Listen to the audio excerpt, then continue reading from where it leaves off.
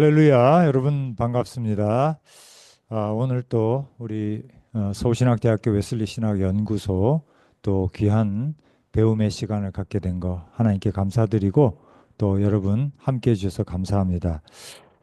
오늘 모신 우리 강사님을 좀 먼저 소개를 좀 드리도록 하겠습니다.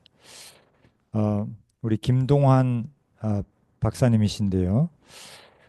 영국에서 일찍이 이제 감신대 감리교 신학대학원 공부하시고 그다음에 영국의 버밍엄 대학에서 종교 개혁 신학으로 또 연구하시고 졸업하셨습니다. 그래서 학자의 길을 또 걸으셨는데 영국에서 목회를 하셨더라고요. 그래서 영국 메소디스트 교회의 정회원 목사로 또 수고하셨고 지금 현재는 한국에서 감리교 신학대학에서 겸임 교수로 웨슬리를 가르치고 계시고 그리고 웨슬리 목회 연구원의 원장으로 또 섬기고 계십니다. 그리고 또 여러분이 이제 그 인터넷에 들어가서 책방에 인터넷 또 서점에 들어가면 찾으실 수가 있는데요. 목사 웨슬리에게 속회를 묻다. 그래서 속회 운영의 이론과 실제 이러한 제목의 좋은 또 책을 저술하셨습니다. 그래서 제가 연락을 드려가지고 목사님께 또 박사님께 웨슬리 소그룹 목회 참 궁금합니다. 좀 더 좀 가르쳐 주시면 좋겠습니다. 근데 선뜻 시간을 내셔서 또 이렇게 서울신학대학교까지 와 주셔서 감사합니다, 목사님. 네, 감사드리고 또 오늘은 이렇게 오프라인으로 많이 나오시지 못했는데 또 온라인으로 이렇게 함께 해주신 여러분들께 진심으로 감사합니다. 우리 신동희 목사님, 이주상 목사님 반갑습니다. 예, 또 정대원 목사님, 안녕하세요. 네 반갑습니다. 정대원 목사님 반갑습니다. 안녕하세요. 네네 반갑습니다. 그래서 오늘 또 귀한 분들 모시고 또 우리 학생들 임경묵 우리 전도사님 이내훈 최수정 최우리 김은정 안녕하세요. 네네 반갑습니다. 예, 잘 오셨습니다. 신성철 목사님 이렇게 들어오셨습니다. 예, 또 더 들어오실 거를 기대하고요. 그래서 오늘 제목은 웨슬리 소그룹 목회의 실제라고 했고요. 우리 김동환 박사님께서 먼저 이제 보내주신 자료가 있는데 웨슬리 목회의 오늘 여기에서의 의미 그래서 목회자로서의 웨슬리 신학의 어떤 웨슬리의 특성 또 그분의 목회적인 원칙 이런 것들을 먼저 우리가 좀 배우고 그 다음에 우리 계속해서 웨슬리의 소그룹 목회에 대해서도 이제 말씀해 주실 것입니다. 그래서 오늘은 조금 내용이 방대할 것 같아요. 그래서 한 50분 정도 우리 목사님의 강의를 좀 들어야 될 것 같고요. 그리고 한 30분 정도 우리 같이 또 질의응답하는 시간을 갖도록 그렇게 진행을 하겠습니다. 평창으로 어, 가실 거예요? 둔내로 가실 거예요? 어서 오세요. 평창이야. 평창에 예, 알겠습니다. 예, 신 목사님 지금 예 마이크 켜져 있네. 네네. 자 그러면 우리 이주상 목사님 예 수아감리교회 담임하시는데 우리 목사님 한번 시작 기도 한번 해주시고 예 시작했으면 좋겠습니다. 하나님, 감사합니다.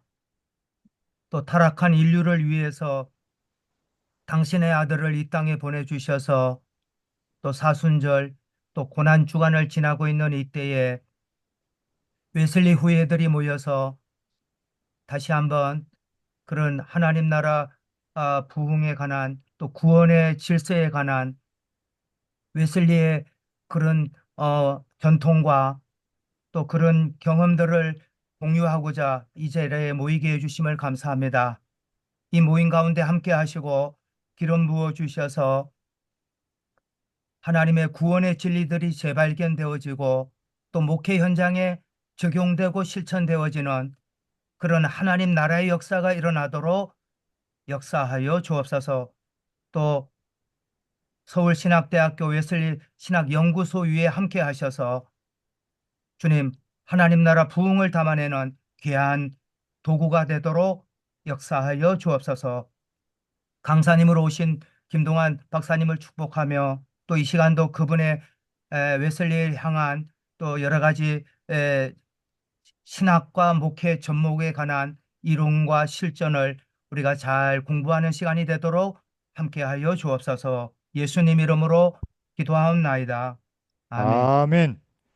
네, 감사합니다. 그러면 이 시간에는 우리 김동환 박사님 모시고 한 50분 안쪽으로 말씀 듣도록 하겠습니다. 우리 뜨거운 박수 부탁드리겠습니다. 감사합니다.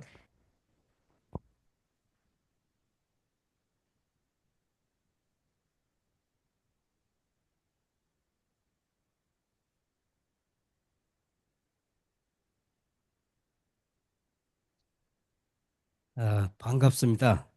김동환 목사입니다.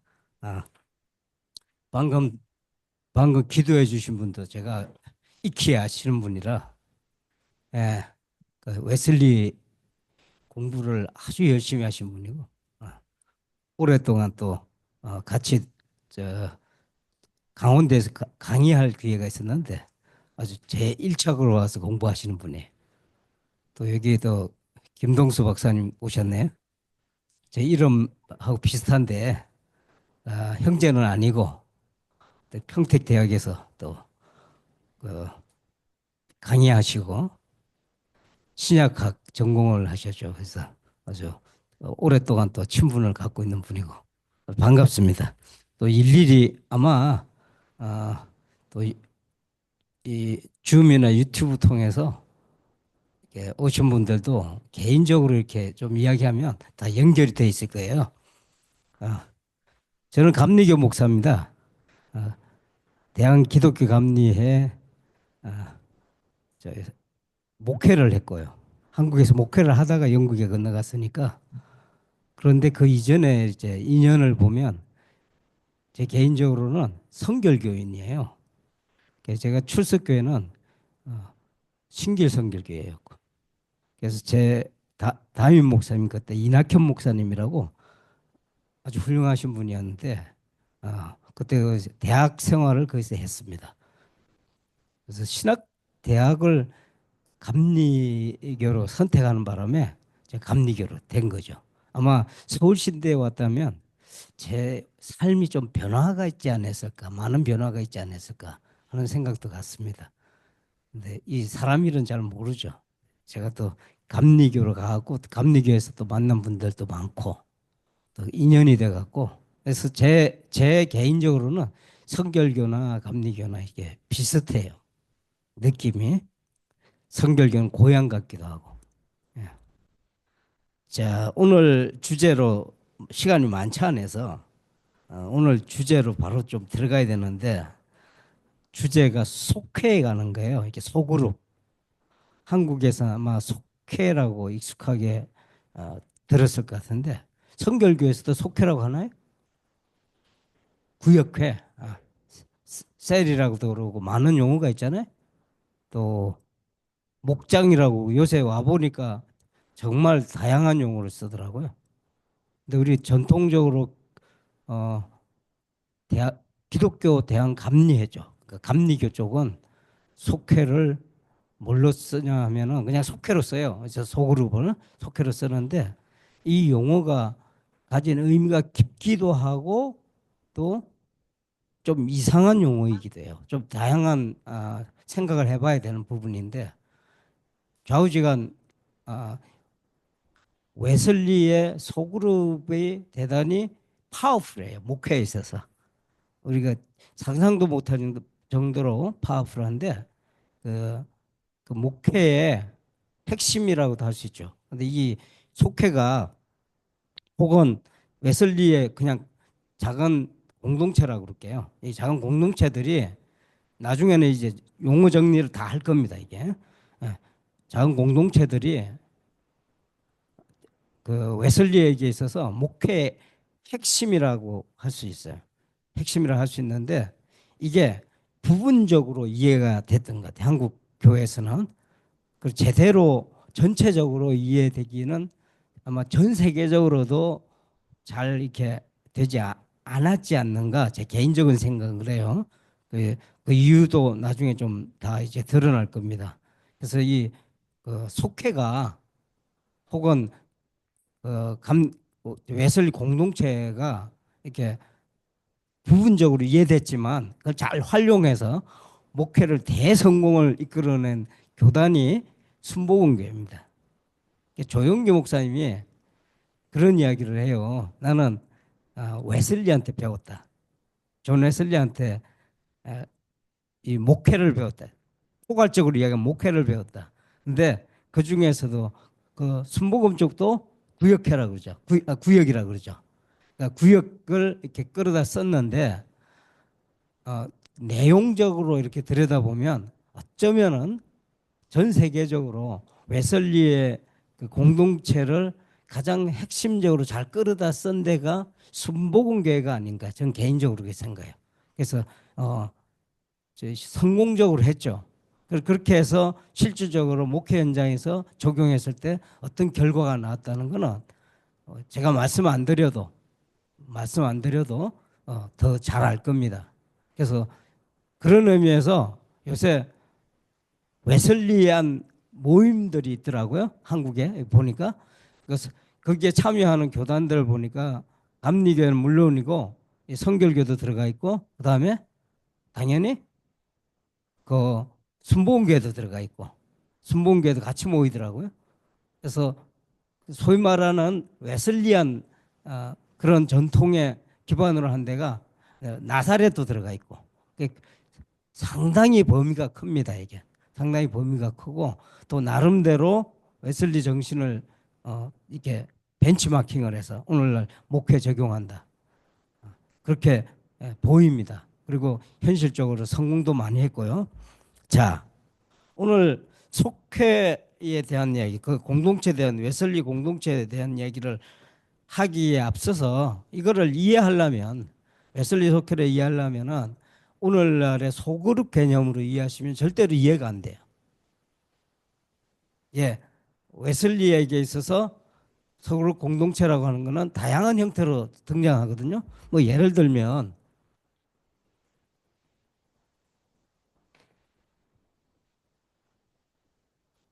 너무 더운데 좀 줄여줄까요? 약간 단위 높으면 더 덥거든요. 웨슬리 공동체 했을 때 기억나는 것들이 있죠. 우리가 일반적 이름들 있잖아요. 그래서 한번 이렇게 온라인으로 들어오신 분들도 생각나는 웨슬리 공동체 이름들 한번 이야기해 볼까요? 밴드, 예, 밴드라는 것도 있고. 그래서 어떤 분은 밴드 목회도 이야기했잖아요.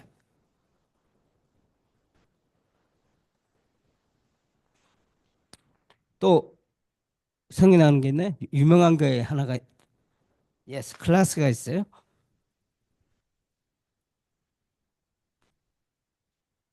이건 어때요? 예.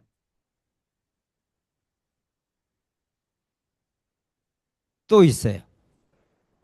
셀렉수사에 맞아요. 아주 훌륭한 학생이네. 셀렉 소사이어티라고도 하고 셀렉 밴드라고도 그래요. 이름이 두 가지 있어요. 또 하나가 있거든요. 저 한국말로 번역을 하면 참회반이라고 참회. 이 컨페션하는 그런 그룹이 따로 있어요. 그러면은 자 이런 여러 공동체 그러니까 이게 헷갈리는 게 저 한국 감리교에도 속회를 쓰잖아요. 속회란 말을 쓰는데 이 속회란 말이 도대체 어디서 나왔는가 어떤 거하고 번역이 통일되는가 이 헷갈려요. 밴드냐 이렇게 주장하는 분들도 있어요. 클래스냐 이렇게 주장하는 분들이 많습니다. 보니까 이게 소사이어티 같은데 요거는 좀 이제 좀 달라져요. 요건 선발반이라고 그래서 아주 셀렉트된 부분이에요. 참여반은 확실히 아닌 것 같고. 그러면은 도대체 어떤 거야 이렇게 어떤 거 번역이 일치가 되는가? 도대체 속회 정체가 뭔가? 한국 감리에서 쓰고 있는 이 속회에 대한 얘기를 이제 좀 물어봤거든요. 목사님들한테 물어보고 몰라요. 학자들도 이걸 연구한 바가 별로 없었고 속회란 말은 무지하게 많이 쓰거든요. 이게 이 속자가 한자로 이열속자 또 되고 또 연결된다 할 때 속자도 같이 써요. 뭐 예를 들어서 어디 연속한다 할 때도 그 속자가 그 속자거든요. 그래서 속회라는 게 한국에서 사용하는 아주 독특한 용어예요. 독특한 용어인데 다 쓰는데 한국 감리교는 다 쓰는데 이게 여기에서 번역된 거냐 여기서 번역된 거냐 여기 번역된 거냐 이거를 정의할 수가 없어. 그래갖고 연구를 이렇게 하고 들어가 보니까 속회를 뒤져봤죠. 어떻게 시작이 됐는가. 그래서 보니까 이제 꽤 오래전에 약 1907년경 오래 전이죠. 그래서 초기에 고양시에 그 고양 교회라고 있어요. 근데 거기에 속회라는 용어가 등장을 하더라 이거야. 속회라는 용어가. 그런데 여기에 등장하는 속회 내용이 선교사들이 사용을 했거든요. 처음에 선교사들이. 그러면 분명히 무슨 이 웨슬리가 했던 공동체 어떤 염두에 두고 이렇게 움직였을 텐데 이게 사이즈나 내용이나 이런 거 다 비교 검토를 해보니까 일치되는 게 하나도 없더라 이거예요. 아주 묘한 거예요. 그런데 쓰고 있어요. 그러니까 요새는 뭐라 그러냐면 야 이거 너무 진부하다 그래갖고 이게 뭐가 잘 돌아가면 그냥 사용을 할 텐데 다 바꾸려고 그래요. 이름을. 그래서 이름 바꾸자 그래서 어떤 데는 클래스를 쓰고 어떤 데는 또 밴드로 쓰기도 하고 뭐 여러 가지. 그래서 이름을 바꾸는 게 좋겠다 이렇게 이야기도 해요. 왜냐하면은 내용도 사실은 일치되는 것도 별로 없을 뿐만 아니고 오늘날에 이렇게 사용되는 자체가 이게 좀 용어도 그렇고 좀 이상하다 이렇게. 그런데 제 개인적으로는 이 용어가 정말 탁월한 용어다 이렇게 생각을 해요. 혹시 우리 여기 감리교 목사님도 계시지만 감리교에서 속회라는 용어를 버리면 성결교에서 가져오셔요. 이거는 정말 좋은 용어예요. 왜 그러냐면 이 속자가 아까 말씀드렸지만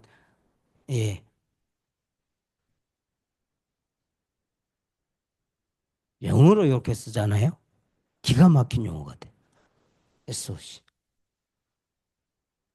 영국에서 제 아들이 학교를 다니면서 아이들 메디컬 스쿨 다녔거든요.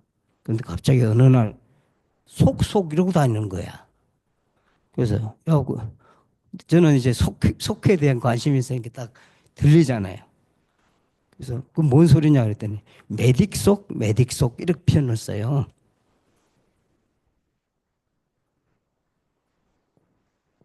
메딕은 메디컬 스쿨 할 때 메딕입니다. 메딕속 이렇게. 근데 얘네들이 쓰는 용어예요. 영어권 다 써.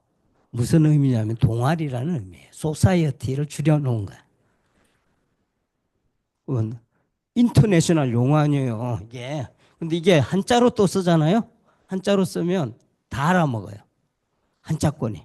그러니까 요 한 용어에 웨슬리가 담고자 하는 모든 내용들은 사실은 다 들어가 있어. 좀 더 설명을 할 거예요. 왜냐하면 속회가 대단히 플렉서블한 용어다 이거예요. 유연한 용어예요.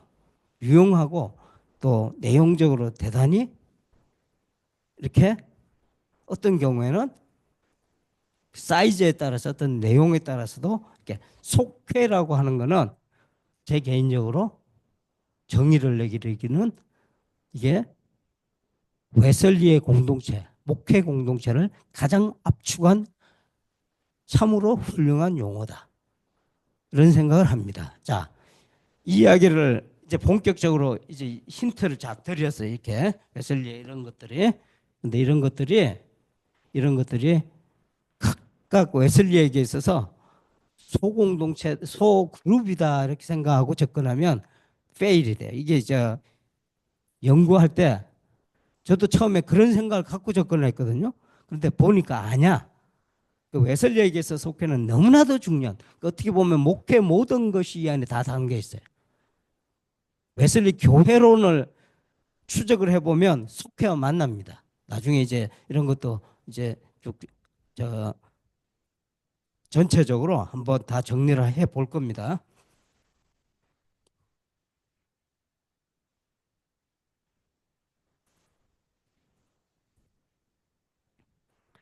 그래서 웨슬리의 이 공동체를 이해하기 위해서는 목회 구조를 먼저 파악을 해야 돼. 웨슬리 목회 구조가, 웨슬리는 목회에 관한 한 천재적인 사람입니다.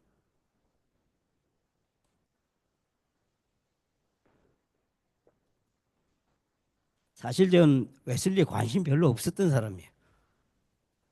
오히려 웨슬리보다는 켈빈에 관심 많았고 마르틴 루터에 관심 많았고, 그래서 리서치를 하면 루터, 켈빈에 집중해갖고 이렇게 대답했는데,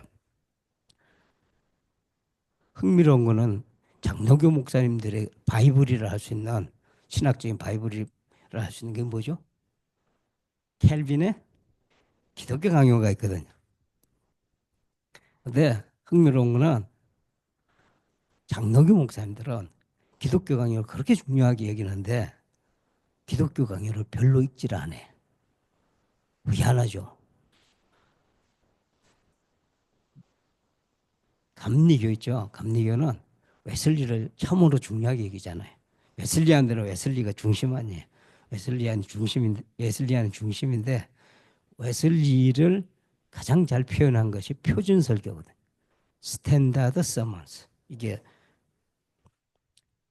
이거는 서점에서는 안 팝니다. 그래서 제가 이게 정리를 새로 한 거예요. 44편짜리를. 근데 44편 일어났죠. 미국에서는 53편을 스탠다드 서먼이라고 그래요. 영국엔 44편.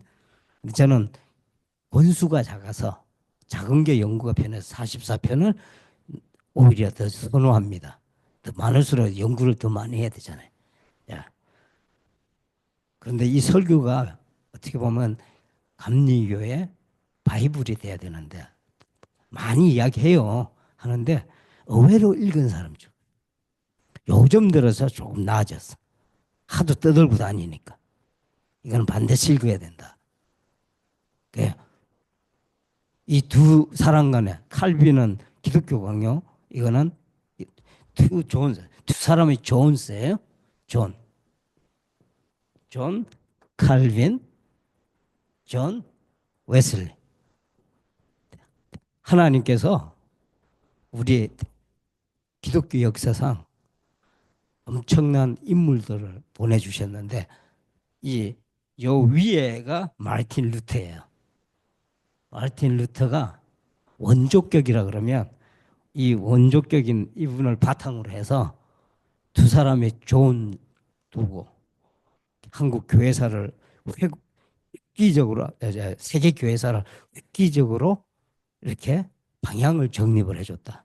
한 사람은 신학자로, 켈빈은 신학자입니다. 목회는 별로 재미가 없는 사람이에요. 실패도 맛봤고 쫓겨나기도 하고. 웨슬리는 목회적으로 천재적이에요. 이 두 사람의 기독교 강요, 한 사람은 뭘로 표현했느냐, 목회자이기 때문에 결국은 설교로 표현하겠죠. 반드시 어느 기회가 된다 그러면은 웨슬리를 이해하려면 웨슬리 설교를 반드시 읽어야 된다. 근데 언제 기회가 되면 표준 설교에 대한 강의도 한번 하면 좋겠다는 거예요. 자, 존 켈빈과 존 웨슬리가 이렇게 이야기를 하는데, 이 신학적으로 한 사람은 목회적으로 이렇게 얘기를 하는데, 서문이 있어, 서문. 여기도 서문이 있고 여기도 서문 있잖아요. 책에 서문들이 다 있는데 이 서문의 내용을 잘 분석해 들어가 보면 놀랍게도 방향이 한 방향으로 가더라. 이게 한 방향으로. 이게 참 희한해. 우리는 이때까지 차이를 논했지만 제가 읽어본 존 칼빈과 존 웨슬리는 그야말로 미세한 차이밖에 없다. 한 사람은 다만 한 사람은 신학적으로, 한 사람은 목회적으로 전개를 해나갔다. 하나는 이론적으로, 하나는 실천적으로. 그러니까 둘 다 봐야 된다. 그러니까 앞으로 신학대학은 이 두 것만 있으면 다 끝난다는 게 제 소신입니다. 더 다른 걸 가르칠 필요가 없어. 존 켈빈의 그 기독교 강요 안에 다 들어있어요. 모든 논의를 할 수 있는 내용들이 다 있고 정교하게 그것도 신학적인 이슈가 되고 브레이크가 될 수 있는, 어떻게 보면은 우리가 건너야만 됐던 그런 것들을 난제를 존 켈빈 천재적으로 극복을 하고 이어서 그 내용들을 목회 현장에 풀어냈다. 이렇게 보시면 이게 보는 각도가 달라진다. 존 켈빈이 추구했던 거나 웨슬리가 추구했던 그 내용들이 놀랍게도 일치하더라 이거예요. 용어가 다를 뿐이지. 이제 그거 부분은 나중에 또 어떤 무슨 논문이나 어떤 강의나 이런 걸 통해서 이렇게 해 나갈 부분이에요. 목회적으로 이렇게 중요하게 이렇게 풀어냈다. 그러니까 사실은 켈빈의 신학적인 백그라운드를 갖고 자세히 들여다보면 이게 다 들여다보여요. 거꾸로 이게 어렵거든요, 읽기가. 근데 저한테는 기독교 강요를 읽는 게 너무 즐거웠어. 그 이유가 뭐냐면 이걸 먼저 탐독을 했거든. 제가 저 웨슬리 설교 읽은 거를 전체적으로 보면 최소한 한 20번을 읽은 것 같아요. 그런데 그 눈으로 역추적을 해서 들어가 보니까 존 켈빈을 그 기독교 강요를 그냥 들여다볼 때는 참으로 어려웠어요. 무슨 개념, 무슨 말을 하는지. 놀랍게도 이런 책들을 26세 때 끝낸다니까. 예, 이 존 웨슬리의 목회적 아이디어도요 26세 요 은간에 다 이렇게 세팅이 끝나요. 이거는 참 놀랍다는 생각이에요. 그러니까 우리 지금 대학원생들, 대학생들 어리다고 생각하지 말고 여기 지금 수업 들어오신 분은 26세 다 이상이신가? 아, 젊은 시절에 다 일가견을 잃었단 말이에요. 그러니까 이게 조기 교육을, 신학적인 조기 교육이 참 필요하다는 생각도 들어요. 어쨌든 간에 웨슬리의 이 목회 기반은 켈빈의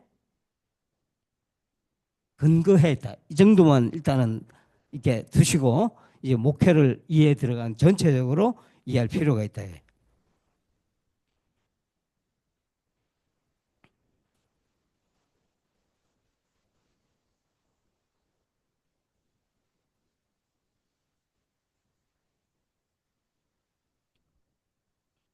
웨슬리 목회를 이해하기 위해서는 웨슬리 논문을 좀 한번 이렇게 웨슬리가 직접 쓴 소논문이에요. 에세이라고 하는데 에세이는 어떻게 보면 전체적인 논문의 형식이 아니고 그냥 이렇게 우리 에세이 쓴다 그러잖아요. 이렇게 좀 이렇게 어떤 면에서는 내용이 좀 이렇게 짤막짤막하면서 자기 생각을 압축해서 이렇게 기록을 하죠. 1700 웨슬리 나이를 좀 잠깐 이렇게 해보면 웨슬리 목사님 1700 몇 년도에 태어나신지 혹시 아세요?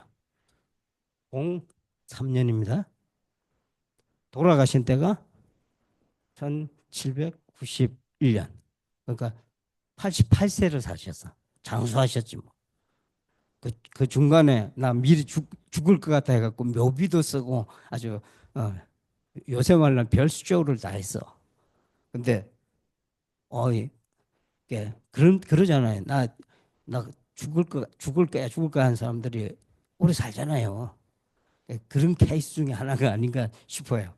이분이 늘 이렇게 좀 자신이 없었던 것 같아요. 수명에 대해서. 그런데 이렇게 오래 사셔서 1703년, 1791년 이 정도 되는데 1786년경입니다. 그러니까 돌아가시기 몇 년 전이냐면 5년 전이거든요.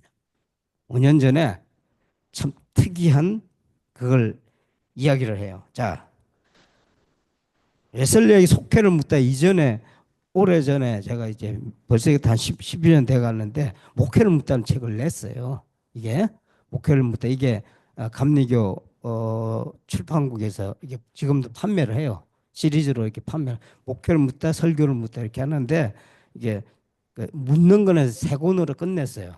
하나 더 묻고 싶었는데 요새 글을 쓰려니까 반 이상은 써놨는데 사실은 책으로 내는 게 의미가 있는가? 왜냐하면 마지막에 묻고 싶은 게 영성을 묻다예요. 그 리서치를 어느 정도까지 끝냈는데 이거는 직접 해야 되지 않겠는가 이런 생각도 가져요. 근데 어쨌든 간에 이 목회를 묻다에 지금 이 목회에 관한 모든 내용들은 제가 생각하는 웨슬리 목회에 대한 내용들은 이 책에 다 정리를 했어요. 그래서 관심 있으시면 읽어보시면 되는데 여기에 그런 소개가 돼 있어요. 그저 웨슬리의 지금 일일이 찾아갖고 이렇게 하기 시간이 없으니까 그냥 설명으로 들어갑니다. 웨슬리가 이 86년도에 저 조그만 에세이에서 이제 메소디스트에 관해서 이렇게 어떤 글을 써요. 글을 쓰는데 메소디스트를 이렇게 생각하면서 글을 쓰는데 1986년도 정도 되면은 어떤 상황이냐면은 메소디스트 운동이 아주 피크를 달할 때예요. 피크를 달. 이게 우리가 말하는 소위 말하는 그 들판에 불꽃이 쫙 불이 붙어갖고 이렇게 불꽃이 쫙 일어갖고 이렇게 쫙 이렇게 타고 들어가는 것처럼 전 세계로 번져 나갈 때입니다. 그러니까 어떻게 생각해 보면은 완성기예요. 메소디스트 운동이 웨슬리가 완숙기에 접어들었고 이 시기에 전 세계에 퍼져나가는 걸 보면서 썼던 글이에요. 뭐라고 이야기를 하냐면 메소디스트 이 운동이 유럽이나 아메리카나 이렇게 다 번져간다 할지라도 이것이 없다면 죽은 섹트다. 이렇게 이야기해요. dead sect.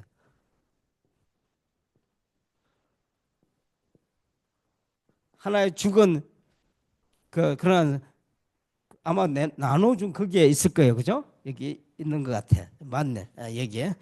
그래, 이렇게 이야기합니다. 나는 메소디스트라 불리는 이들이 유럽이나 아메리카에서 다 사라진다 해도 두려워하지 않을 것이다. 내가 정말 두려워하는 것은 그들이 경건의 능력은 상실한 채 경건의 모습만 남은 하나의 죽은 공동체, 데스섹트로 전락하는 것이다. 이렇게. 이게 희한하죠. 이게 노련한 목회자라고 난 생각해요. 이게 진짜 성공한 목회자다. 왜냐하면 미래를 내다보잖아요. 벌써 이게 만족하는 게 아니에요. 이게 우리 목회 잘 나갈 때 이렇게 만족하는 경우가 많은데 이분은 그런 분은 아니었어. 그러니까 뭐라고 그러냐면은 만일 그들이 처음부터 경험했던 여기서 제가 굵은 글씨를 해놨어요. 처음부터 경험했던 성경적 진리, 독트린, 그래서 실제하는 영의 능력, 스피릿, 그리고 이를 지속적으로 실천한 자기 채찍질, 디스플린 이 전체를 꼭 붙들지 않는다면 그렇지 않는다면 의심의 여지 없이 그렇게 되고 말 것이다. 메소디스트 망가질 것이다 이렇게 한 거예요. 메소디스트 운동이라고 하는 거는 망가질 것이다. 이 세 가지를 붙들어야 된다 이렇게 얘기해요. 자, 이 세 가지가 다시 한번 정리를 하면은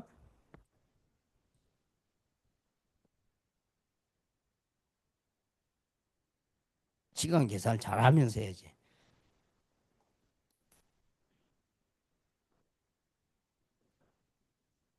예. 큰 시계 있네. 예. 웨슬리 이야기하자면 사실은 10시간이고 한 100시간이고 해도 끝이 없어요. 근데 이렇게 압축해서 이제 맛만 좀 배드리고 이 웨슬리가 연구할 가치가 있구나 하는 걸 좀 이해할 필요가 있죠. 자, 세 가지를 이야기하는데 첫 번째는 독트린이고 막 지저분해지는데 두 번째는 스피릿 그 다음에 세 번째는 디스플레이입니다. DSD라고 그래요. 자, 이게 용어로 자꾸 이야기하면 헷갈리거든요. 저는 그래픽을 좋아해요. 그래픽을. 그래서 그림을 그린다 그러면 사람을 생각하시면 사람 구조를 사람이 형성되려면 골격이 필요하잖아요. 이제 그림을 잘 못 그리네. 잘 안 나오네. 골격이 이렇게 필요하잖아요. 골격만 갖고 안 되겠죠. 사람이 되려면 뭐가 있어야 돼요? 살과 뼈가 있어야 되잖아요. 피도 돌고 뭐 이렇게. 근데 이래도 사람은 사람인데 제대로 된 사람이 구실을 못해. 우리 어린애를 생각하시면 돼요. 어린애 뼈도 있고 피와 살도 있고 있는데 여기다 뭐가 있어야 되냐면은 근육이 필요하잖아요. 생활을 할 수 있도록. 그 이미지를 생각하시면 돼. 독트리는 골격을 얘기한다. 그 다음에 스피릿은 뭐냐면 이 골격이 생명을 갖고 활동할 수 있어야 된다. 피와 살로 이루어지는 걸로 이루어지겠죠. 그다음 디스플레이는 뭐냐면 근육에 해당됩니다. 연습을 해야 돼. 이게 웨슬리가 생각하는 메소디스트의 생명을 메소디스트답게 하는 가장 근본적인 그런 팩터들이에요. 그러니까 독트리는 뭘 의미하냐? 이렇게 하는 이유가 뭐냐면은 소그룹을 이해하기 위해서는 이 베이스먼트가 반드시 이해가 돼야 거기에 소그룹이 작동하는 원리들이 이해가 된다 이거예요. 자, 독트린이라고 하는 거는 교리라고 번역을 해버리면 맞아요. 맞는데 우리의 뉘앙스가 안 좋아요. 교리에 대한 그게 무슨 그 교리로 인해 교리 논쟁도 기억이 나고 교리로 인해 사람 죽이는 것도 기억이 나고 이렇게 이런 것들이 다 제가 보기에는 이런 걸 넘어서기 위해서는 웨슬리가 의도했던 독트린은 바로 뭘 이야기하냐면은 성경에서 말하는 구원의 길을 이야기한다. 성경 저는 적이란 말 여기도 보니까 에반젤리칼 홀리네스 이렇게 쓰더라고요. 영어로 성경으로는 에반젤리칼 이렇게 형용사로 쓰는데 제 개인적으로는 이건 별로 좋은 게 아니다는 생각을 해요. 왜냐하면 복음이라고 하는 거는 형용사로 쓸 수 없는 용어다 하는 게 제 개인적인 견해예요. 왜냐하면은 성경이라고 하는 거는 성경적이라든가 이런 형용사가 아니라 펀더멘탈이다. 펀더멘탈. 성경이 말하는 성경에서 말하고자 하는 그런 진리를 이야기한다. 구원의 진리를 말하는 거예요. 구원의 진리. 그래서 이 독트린은 웨슬리가 이야기하는 독트린은 바로 성경이 베이스가 된 그런 독트린을 이야기한다. 구원의 진리.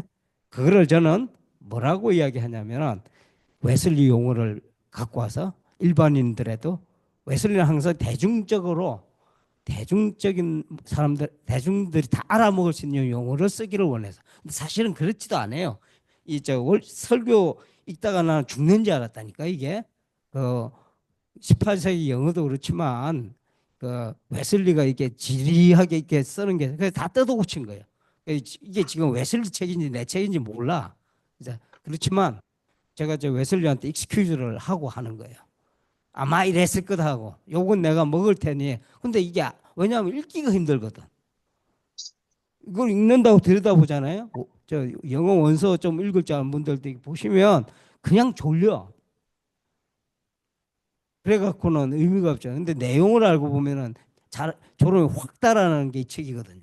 근데 이게 일반인들한테 서문에 그렇게 써요. 일반인들한테 이해될 수 있도록 성경의 진리를 나는 이렇게 했다. 근데 웨슬리가 뭐라 그러냐면은 여기 서문에 아까 뭐라 그러냐면 아까 똑같다고 그랬어요. 내가 칼빈이 추구하던 거하고 뭐라 그러냐면은 나는 하늘 가는 길을 알고 싶다. 이렇게 얘기해요. The way to heaven.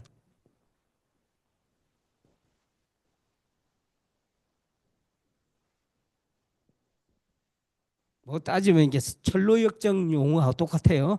철로역정이란 말하고 the way to 나는 하늘 가는 길을 알고 싶다. 이 웨슬리의 소원이에요. 그러니까 하늘 가는 길을 다른 말로 해서 독트린이라 그런단 말이에요. 그거를 또 다른 말로 하면 구원의 길이 되겠죠. 그리고 구원의 길에 대한 용어가 다양하게 이야기가 나옵니다. 용어가 의인이 되는 길, 하나님 자녀가 되는 길, 하나님의 형상을 회복하는 길. 그러니까 이런 용어들을 잘 이해를, 웨슬리의 용법을 이해를 해야 된다 말이에요. 그 안에 수없이 많은 그 웨슬리가 사용하는 용법들 중에 독트린에 해당하는 그런 용어들이 이 다양하게 존재하는데 그걸 이해를 해야 웨슬리의 키 포인트가 들어갈 수 있어요. 독트린이 있고 그다음에 이것이 가능하게 된 것이 스피릿이고 이것이 체질화되는 것이 디스플린이다. 자, 이 세 가지 염두에 두시고 지금부터 이제 저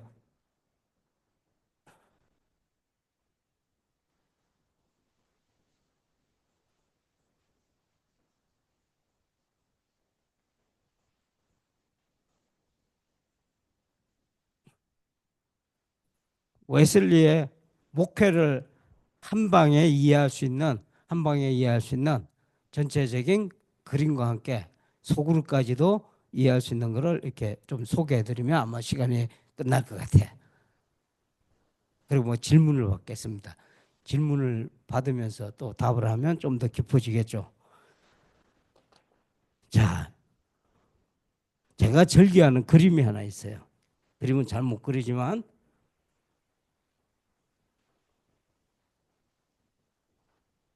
이렇게 했더니 뭔 그림인지 모르겠다는 분이 많아요.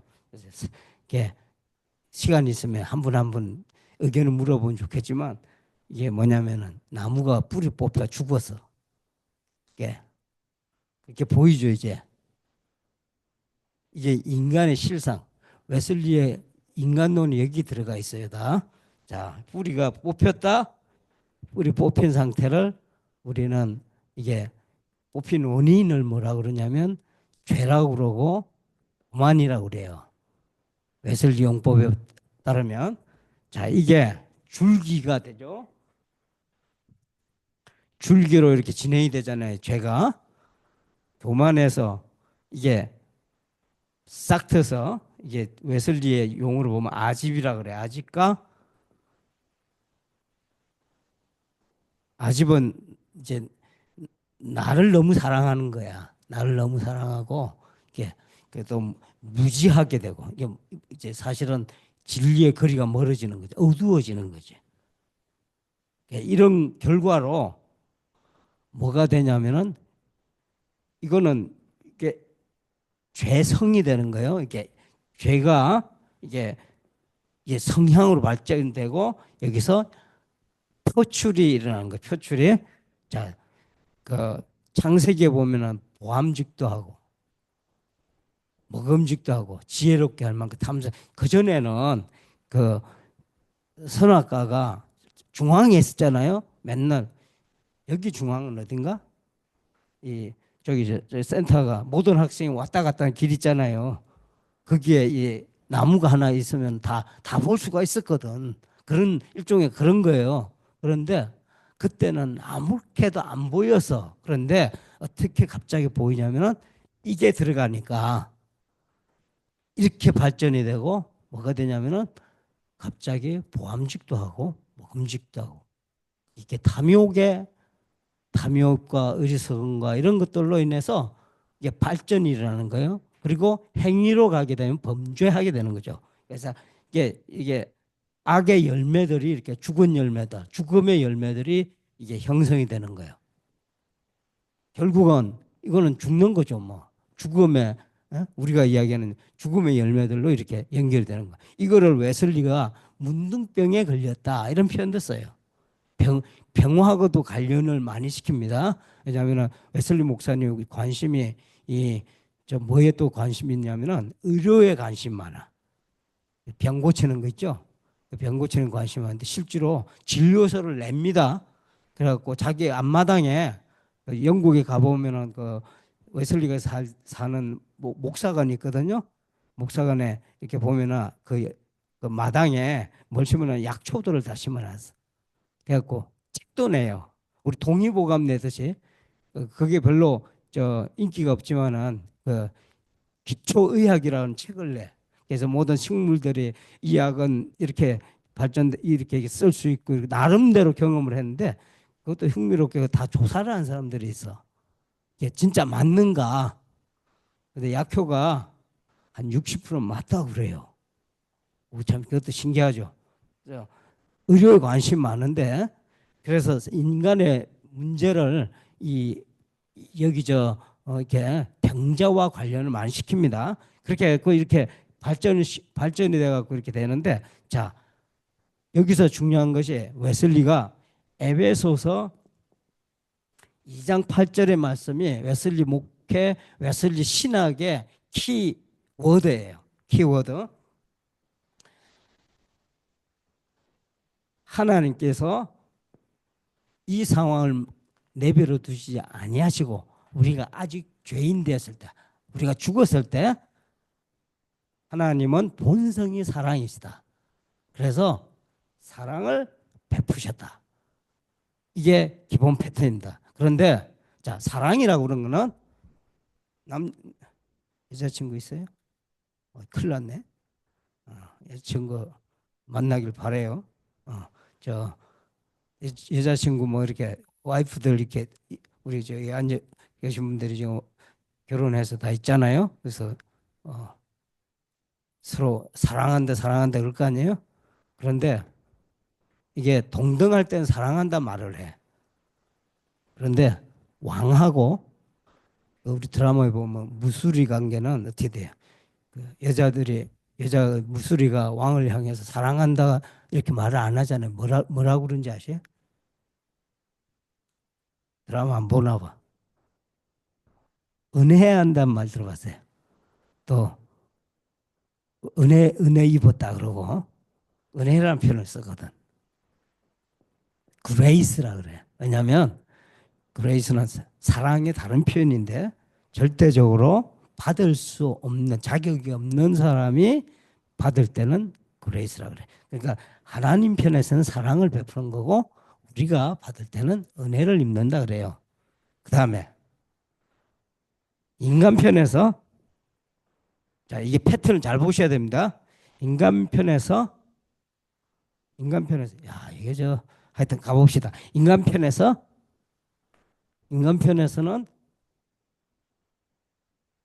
이거를 믿음으로 수용을 하는 거예요. 그레이스가 항상 먼저입니다. 액팅을 하고 액션하죠. 믿음은 리액션이에요. 이 패턴을 이해를 못하면 웨슬리 신학이 안 들어와요. 이게 신인 협동소리 뭐 이상한 소리 하는데 절대로 그렇지 않아요. 그래서 웨슬리에게 있어서 모든 은혜라고 하는 거는 은총이라고 그런 거는 그레이스라고 하는 거는 선행적입니다. 프레비니언 이렇게 되죠. 먼저 가는 거예요. 이게 선행하고 믿음으로 리액트할 때 우리 것이 되는 거예요. 그래서 에베소서 2장 8절에 구원이라고 하는 거는 은혜에 의해서 믿음으로 말미암아 이렇게 되는 거예요. 이야기가. 그러니까 위에서 은총이 내려오고 믿음으로 리액트를 할 때, 반응을 할 때 무슨 일이 벌어지냐면 구원 사건이 벌어집니다. 구원 사건이 펼쳐지기 시작하는데 은혜가 때를 따라 주는 은혜예요. 웨슬리의 구조를 보면 대단히 조직적입니다. 때를 따라 주는데 어떻게 주냐? 처음에 회개의 은혜를 베풉니다. 이게 뭘 통해서 이루어지냐? 성령의 역사를 통해서 이루어진다. 이렇게 되어 있어요. 이 은혜의 역사라고 하는 것은 성령의 역사하고 필연적인 관계에 있어. 성령은 이런 하나님 구원의 역사가 우리의 것이 될 수 있도록 아까 그랬잖아요. 우리의 것이 될 수 있도록 실제 생명화시키고 실제화시키는 그런 능력이 성령의 능력이에요. 성령의 역사함으로 해서 이 은혜가 우리에 임하게 되는데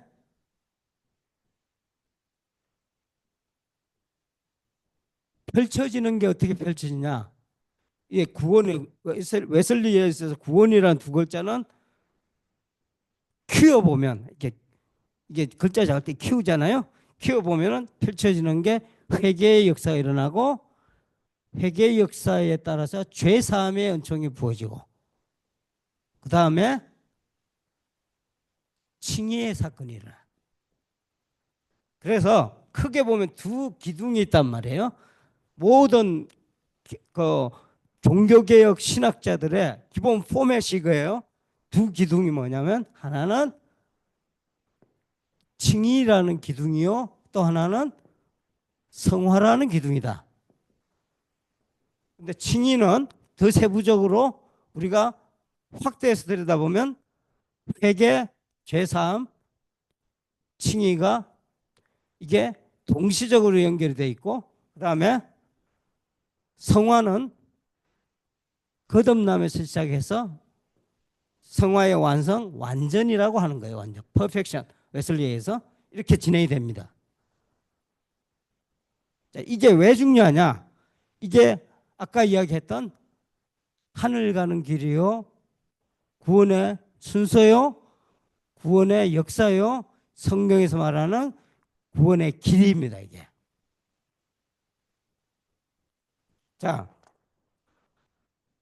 이렇게 구조가 이해돼야 뭐가 이해되냐면 그 다음에 파이널로 이해할 수 있는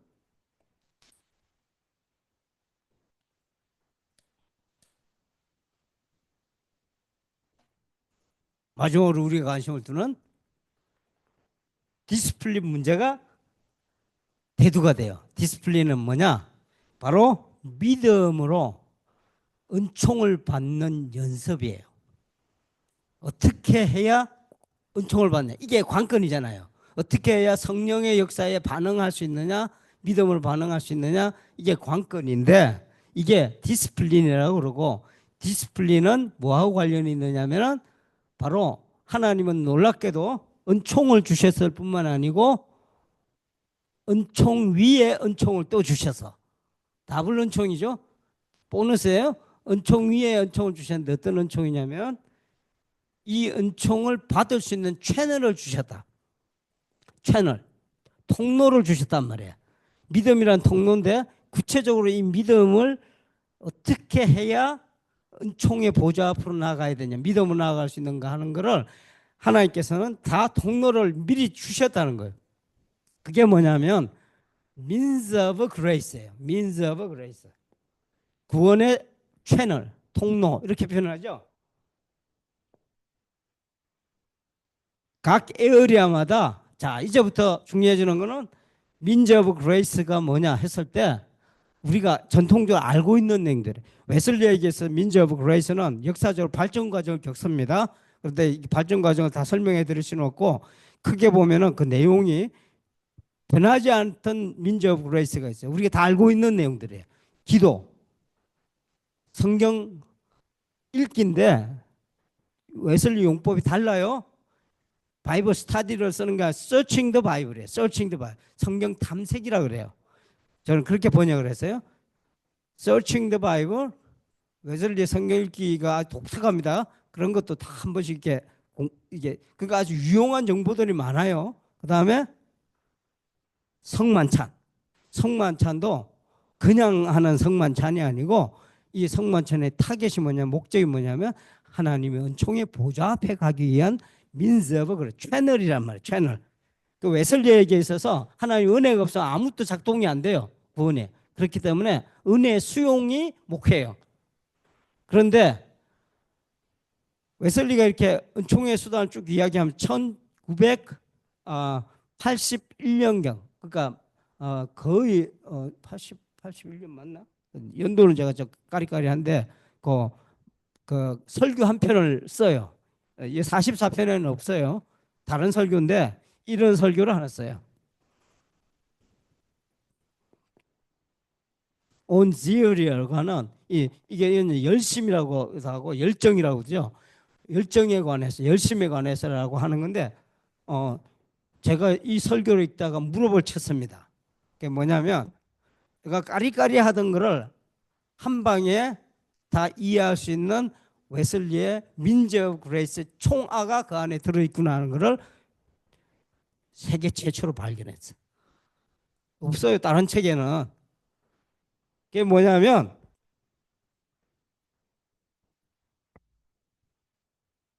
이제 주면 안 되는데 온질이 뭐라고 이야기를 하냐면 완전히 민즈 오브 그레이스를 새롭게 해석을 하는데 말하자면 이렇게 가기 위해서 크게 보면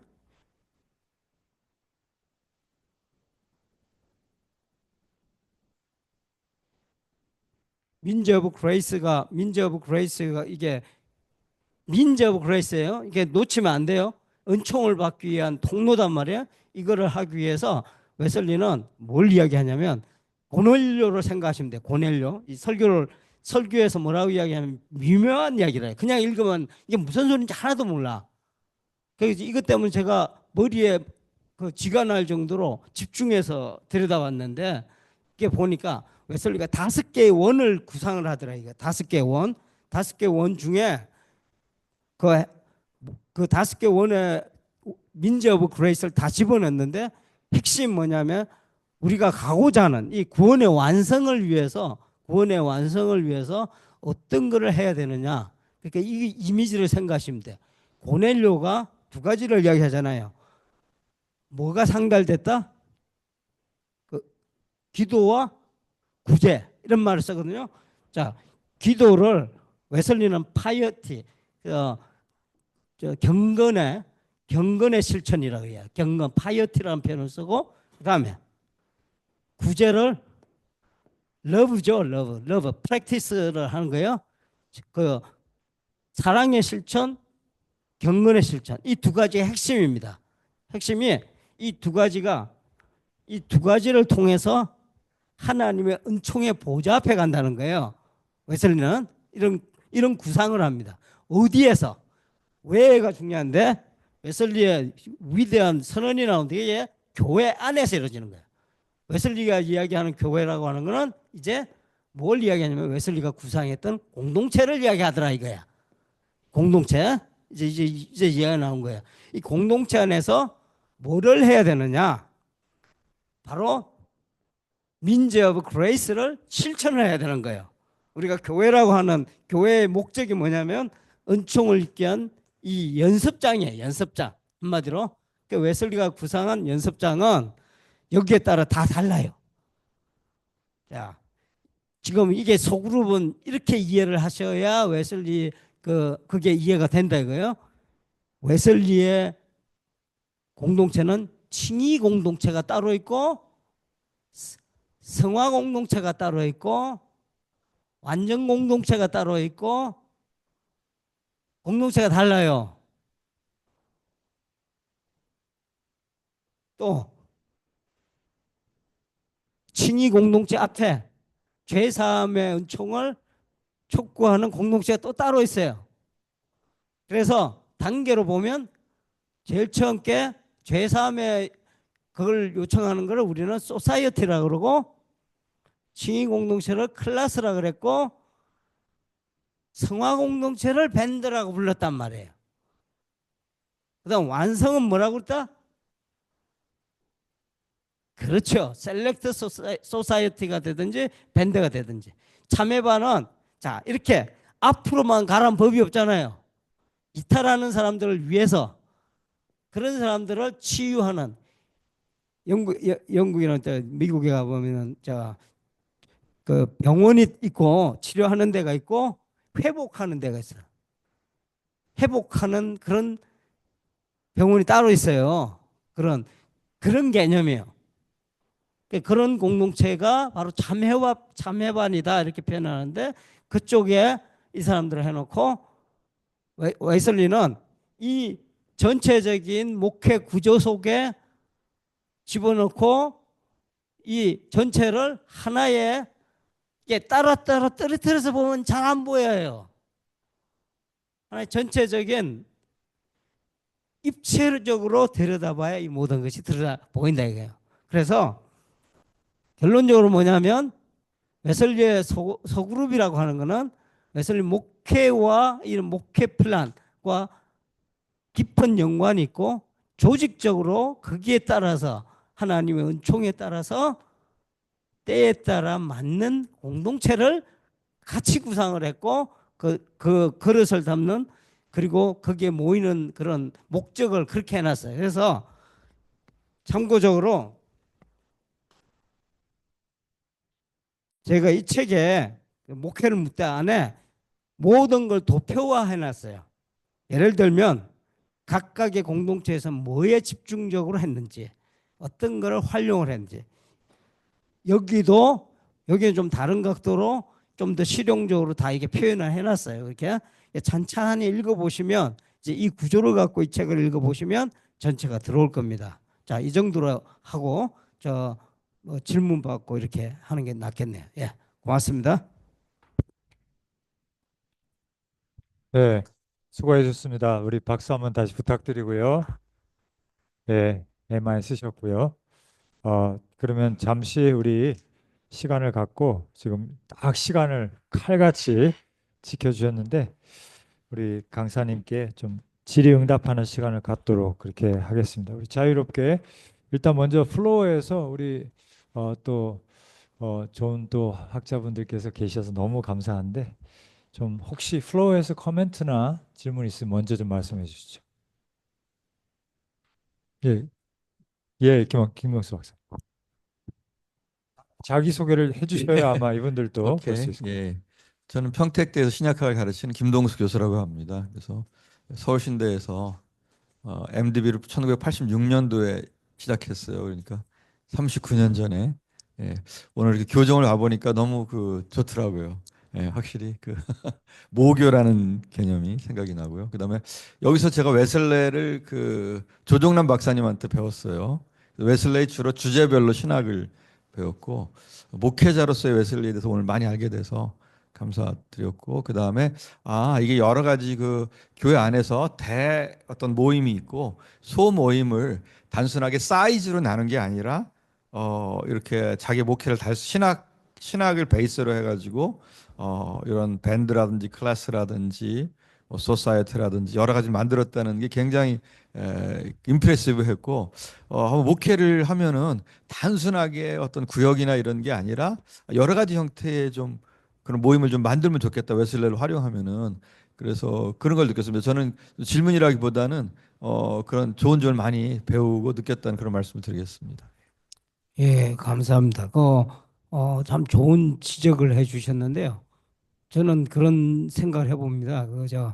영어 교육을 생각을 해보면 우리가 학원 가보면 영어 교육을 받으러 가보면 반드시 뭘 하냐면은 그 레벨 테스트를 하잖아요. 레벨 테스트가 왜냐하면 영적인 성장에도 레벨이 분명히 다릅니다.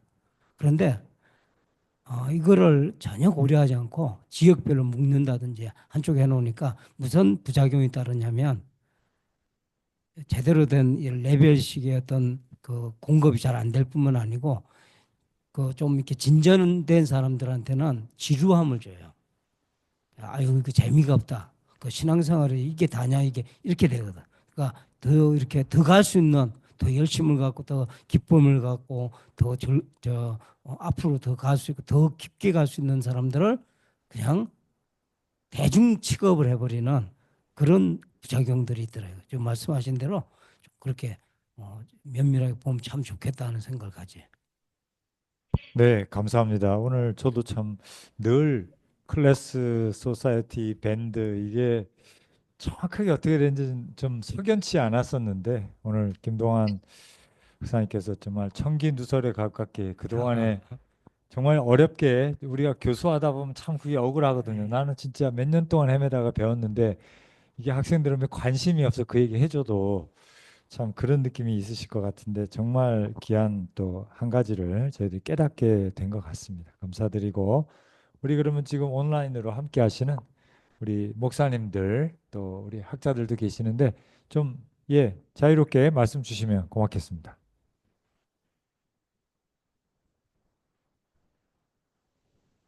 네, 자유롭게 말씀 주시죠. 아까운 시간 우리 좀 아껴서 잘 사용해야 되겠습니다. 제가 질문 하나 해도 될까요? 네네, 말씀하시죠. 우리 김은경 선생님. 네네, 말씀하시죠. 네, 안녕하세요. 강의 너무 새로운 거 많이 배웠고요. 근데 궁금한 게 소그룹이라고 해서 구역 모임에 대한 생각을 했는데, 지금 말씀하신 것은 들어보면 어떤 그런 믿음의 단계에 따라서 그룹을 나눈다고 제가 이해를 했거든요. 이렇게 제대로 이해한 건가요? 이게 저 믿음의 단계에 따라 그럴 수가 있어요. 웨슬리 자체도 믿음의 단계를 나누거든요. 그 예를 네, 들면은 예를 들면은 그 저 칭의 이전의 믿음이 있고 또 네네, 그 성화의 믿음이 따로 있고 성화도 나눕니다. 야, 어린아이의 믿음 우리가 거듭났다고 그러잖아요. 네네, 거듭났다는 믿음, 청년, 그다음에 장년 이런 식으로 그 웨슬리에서는 그 이런 그 발전 과정, 믿음의 발전 과정 그게 항상 그 베이스에 깔려 있어요. 성장해야 된다. 아, 멈추면 네, 안 된다. 근데 이게 네, 근데 좀 유의해야 될 거는 우리 한국 사람들이 이게 나는 저 우열반에 대한 그런 게 아주 강해요. 내가 좀 떨어지면 창피하고 그래.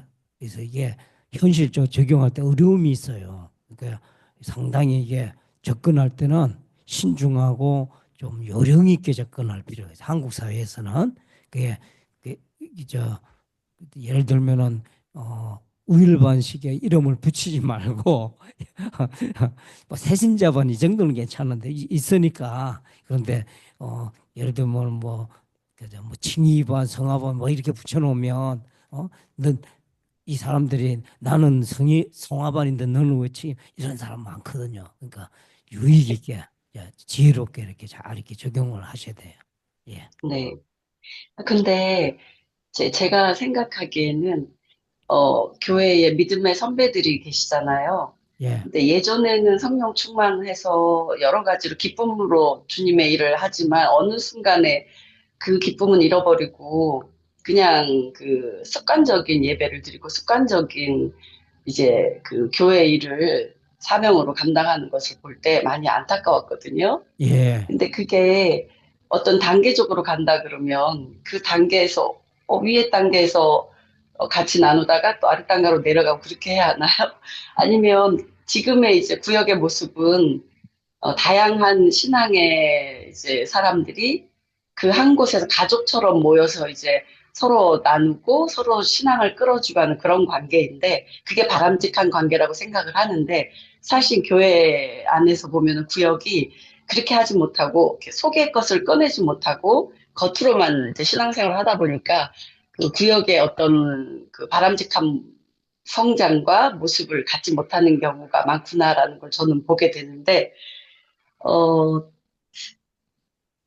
어, 그런 부분에 있어서 이게 단계라는 게, 그리고 사람 눈에 보이는 믿음과 주님께서 보시는 믿음이 다르잖아요. 그래서 그 단계를 나눈다는 게 스스로 자기가 선택해서 가야 하는 건지, 아니면 리더가 그것을 정해줘야 하는지, 그런 부분도 좀, 궁금하네요. 그 웨슬리의 특징 중에 하나가요. 그 점검에 강해요. 그러니까 뭐냐면은 그 테스트를 할 수 있는 모든 그 신앙의 그 레벨에 따라서 테스트를 할 수 있는 질문들이 다 있어요. 우리가 몰라서 그렇지. 쓰지도 안 했고 그를 이때까지 그거를 활용을 안 해서 그런데 다 있습니다. 그러니까 예를 들어서 그가 그 믿음을 분별해야 돼요. 그러니까 이게 아까 말씀직을 잘 해주셨는데 이렇게 잘 다니시던 분들이 신앙생활 열심히 하시던 분들 나중에 재미없어하고 이렇게 형식화되고 이거는 신앙 성장에 자극을 줄 수가 없으면은 주일 안 하면 그렇게 되거든요. 근데 이게 그 기쁨이 훨씬 더 커지고 이게 그 자극을 계속 줄 수 있는 기독교 진리는 그렇게 돼 있거든요. 그런데 우리가 안 하는 거예요. 근데 문제는 뭐냐면 이제 그거를 현재 상황에 도입을 할 때 저도 이제 일선 목회자잖아요. 할 때 지금은 다 섞여 있는데 이거를 굳이 구분을 하면 어떻게 되냐. 그거는 참 좋은 질문이에요. 그래서 제가 제안하고 지금 감리교 쪽도 제가 제안하는 게 현재 속회는 그냥 가라. 그냥 모임에 교제도 해야 된다. 교제 형태는 두 대. 그러니까 적어도 이렇게 성경 공부할 수 있는 반이든지 이렇게 해서 이렇게 제3의 제2의 어떤 대안을 마련해 갖고 그거는 이름은 그렇게 붙이지 않더라도 그렇게 교육할 수 있는 그런 의도를 갖고 그런 그 커리큘럼을 만들어내야 된다. 그래서 그렇게 했을 때 훨씬 만족도가 큽니다. 그래서 제가 또 하나 제안하는 건 오후 예배를 또 하나의 예배로 드리지 말고 그렇게 활용을 해라. 그 교육하는 시간으로. 그래서 지금 만났어요. 무협이라서 지금 하여튼 그렇게 실질적으로 하는 데도 있어요. 그래서 네. 성공적으로 끌고 가는 데도 있고. 예. 네. 네, 역시 감사합니다. 네, 신학적으로만 말씀해 주신 것이 아니라 원칙만 말씀하시는 것이 아니라 적용에 있어서의 지혜, 조심성 이런 것도 기존 체제와의 충돌 가능성 여러 가지 좀 언급해 주셔서 너무 감사하고요. 이어서 조금 하나 더 여쭤본다면 각 그룹마다 이제 리더십에 관해서 누가 그것을 인도하는가 이제 그것이 조금씩 다른 것 같더라고요. 그래서 그런 부분에 대해서 조금 말씀 주시면 좋겠습니다. 이게 참 이게 핵심적인 질문입니다. 여기에 승켈은 웨슬리도 그러거든요. 이런 모든 공동체 그 성공과 실패의 핵심은 지도자에 있다. 지도 우리도 마찬가지 목회도 목회자가 어떻게 하느냐에 따라 달라지는데 그러니까 사실은 이 교육이 선행돼야 돼요. 아주 바로 들어가기 전에 철저하게 준비된 사람들을 이렇게 만들어내야 되는데 이게 어디서 해야 되느냐 이런 문제가 제가 책임감도 느껴져요. 이게 좀 이렇게 집중적인 어떤 교육 과정이 앞으로는 더더군다나 전문 목회자가 다 못해요. 그러니까 필연적으로 평신도 파트너십을 해야 되는데 파트너십은 그냥 단지 직분의 교회 직분의 그 대상이 아니고 이분들이 목회 파트너로 갈 수 있을 정도까지 해야 된다. 이런 일에 사실은 신학교도 책임이 있어요. 신학교 현장도. 감사합니다. 그 하나 팔로업으로 더 질문을 하자면은 가정교회 모델과 웨슬리 목사님이 추구하셨던 이런 성화의 과정에서의 어떤 구원의 여정에서의 수준별 이런 모임과 어느 정도 이렇게 상응할 수 있을지 적용 가능성이 있는지 어떻게 보면은 부분적으로는 가정교회 모델이라는 자체가 교회 안에 작은 교회로 해서 그 리더십을 지금 말씀한 대로 키우고 이렇게 목양하고 하는 사역자를 또 투입하고 모든 성도를 사역자로 세우고 좋은 것들이 많이 있는 것 같은데 혹시 가정교회 모델과 존 웨슬리 목사님의 소그룹 교회 목회 모델이 어떤 관계에 있다고 보실까요? 우리 그거 좀 생각해 볼 필요가 있을 것 같아요. 웨슬리 목사님 큰 교회를 가지고 목회를 하신 게 아니거든요. 개척교회 하신 거예요.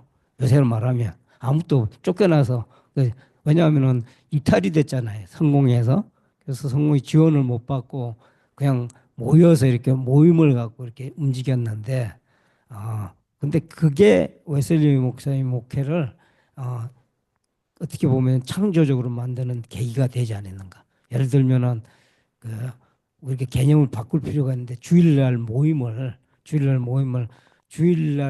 중심이 돼 있거든요. 지금 모든 교회들이. 그런데 웨슬리는 가정교회처럼 단위별로 지역별로 이렇게 거기가 중심이 돼요. 그걸 이제 소사이어티라고 그랬는데 소사이어티 그룹들이 이제 들어오잖아요. 이 사람들이 지역별로는 소사이어티가 클래스 형태일 수도 있고 소사이어티의 그 기초적인 형태일 수도 있는데 여하간에 어느 정도 단계가 성숙이 되면은 소사이어티의 히스토리가 만들어져요. 스토리들이 매주. 그러니까 우리가 이야기하는 예배는 연합 모임이에요. 연합 소사이어티, 유나이티드 소사이어티. 그러니까 셀러브레이션 해주는 거지. 각각의 소사이어티들이 만들어 온 이야기를 간정을 듣고 거기서 말하는 거를 어떤 일이 있었다는 거를 이야기를 듣고 격려해주고 또 다시 말해서 온 사람들의 그 이야기를 통해서 나도 새로 발견하고 그래서 그런 것이 주일날 모임이야. 그러니까 주일날 모임이 막 지금 중심이 돼버렸잖아. 예전이 중심이 된 게 아니고 그래서 앞으로의 목회는 그게 됐던 때가 이때까지는 거의 됐어요. 한국 교회가. 그런데 앞으로는 대단히 힘들 겁니다. 그런 식의. 왜냐하면은 뉴 세대 제너레이션들이 공통점이 뭐냐면은 교회는 싫다예요. 예수는 좋아요. 이 새로운 인류가 등장을 한 거예요. 그러니까 이렇게 했을 때 우리가 교회는 이게 그런 형태의 교회로 전환을 할 필요가 있는 시기에 왔다. 그래서 웨슬리 목회가 그런 의미에서 한번 상당히 적용해 볼 만한 상당히 귀한 소재가 될 거다 하는 생각을 가져요. 예.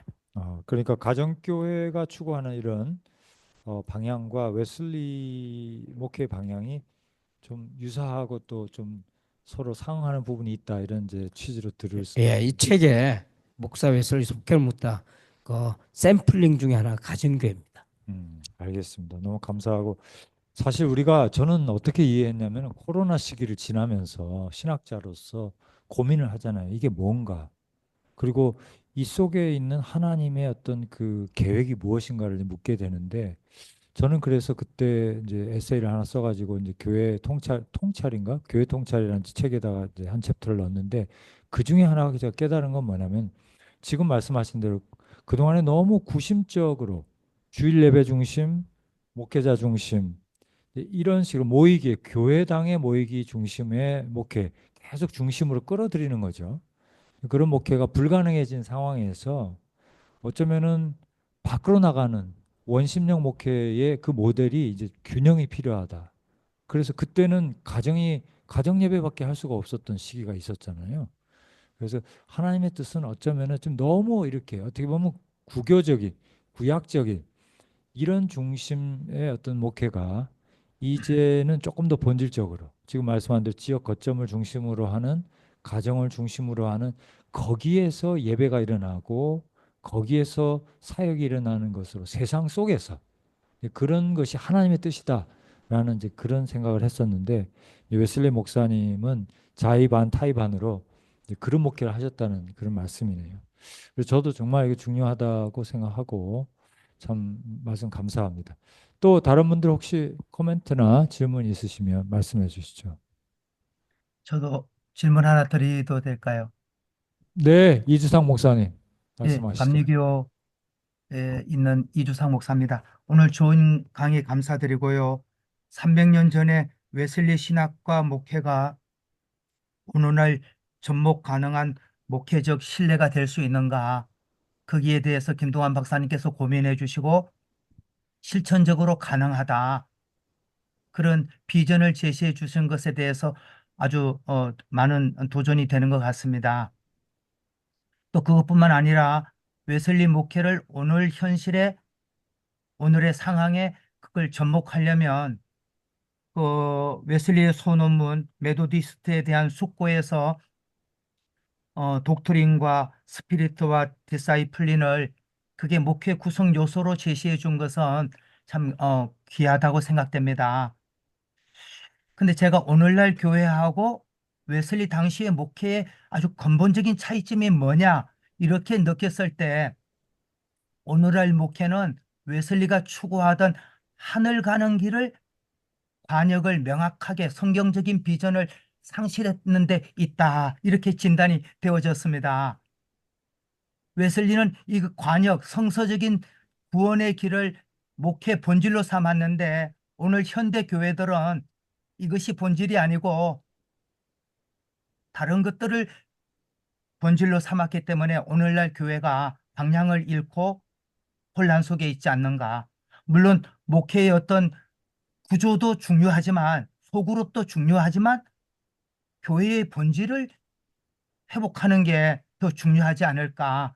저는 이런 생각을 갖게 되면서 또 한 가지 김도환 박사님께서는 스피리트를 더 스피리트 어떤 성령으로 이해를 하신 것 같은데 저는 이 스피리트가 오히려 동기의 순수성, 원싱,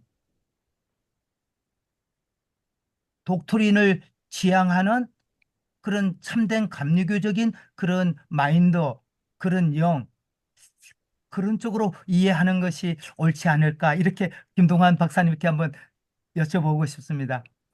사실은 뭐 스피릿의 그 포괄적인 개념에 대문자에서도 있을 수 있고 소문자에서도 있는데 그 두 가지가 사실은 다 포괄이 되는 내용이라고 생각해요. 그래서 우리 이주장 목사님 그 코멘트가 옳다고 보고요. 그다음에 하늘 가는 길을 집중해야 된다고 그것도 충분히 공감을 합니다. 왜냐하면 그 골격이거든요.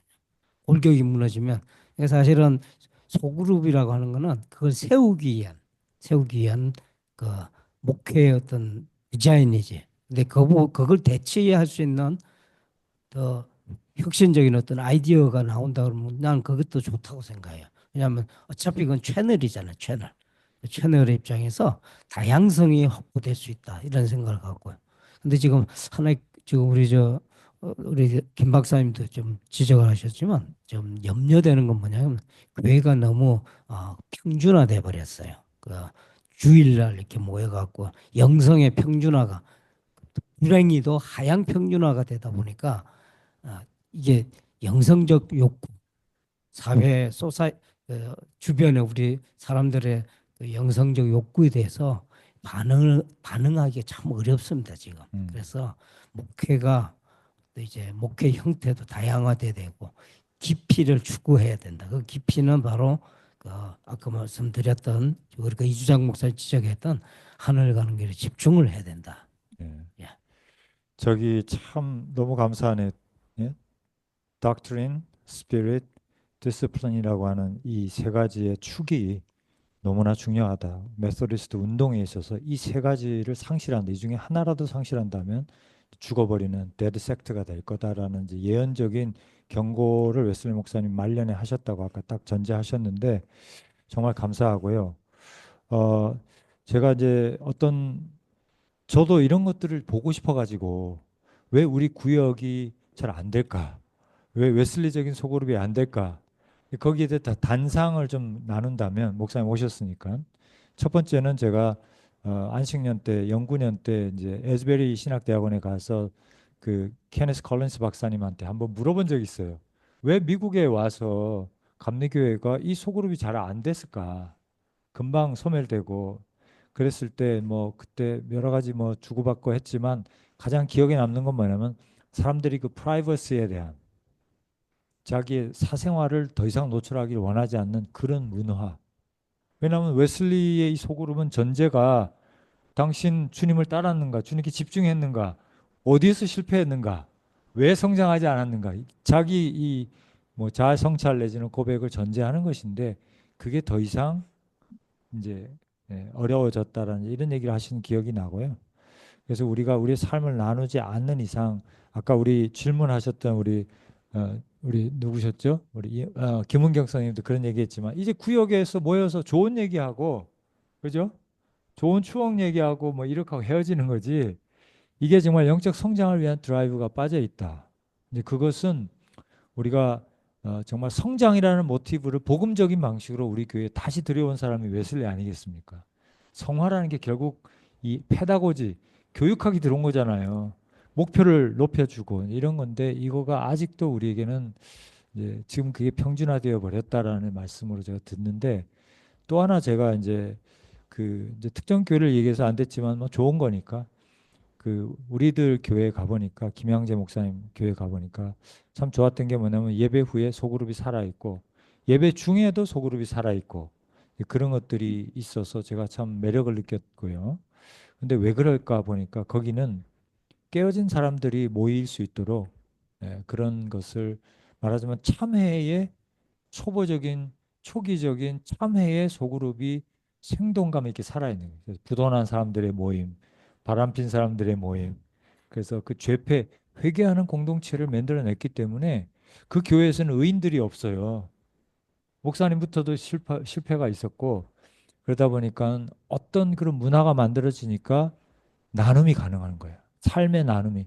왜냐하면 다 사고치고 온 사람들이니까 자랑할 것도 없고 가릴 것도 없다라는 그런 문화가 있어서 놀랍게도 그런 문화 속에서 우리 말씀 묵상으로 들어갔을 때 치유가 일어나고 회복이 일어나는 것들이 간증이 살아있는 그런 교회의 살아있는 분위기를 볼 수 있었고 예배 끝나고 나서 소그룹으로 모여서 밥도 먹고 얘기도 하면서 이제 그런 소그룹이 살아 있는 것들을 보게 되는데 뭐 그런 교회가 요즘에는 많겠죠. 예, 그래서 참 우리의 숙제는 존 웨슬리 목사님이 그 보여준 교회의 참된 이러한 공동체적인 모습, 어쩌면은 삼위일체 하나님이 가지고 계신 공동체 그것을 보여주기 위해서 교회를 세우셨는데, 그죠? 가정을 세우고 이제 그것을 실천하는 것이 웨슬리가 그걸 했기 때문에 우리에게 뭔가 울림이 있는 것 같다 이런 생각이 듭니다. 어쨌든 너무 감사드리고요. 시간이 조금 있으니까 우리 한두 번 더 말씀을 코멘트 주시면 좋을 것 같습니다.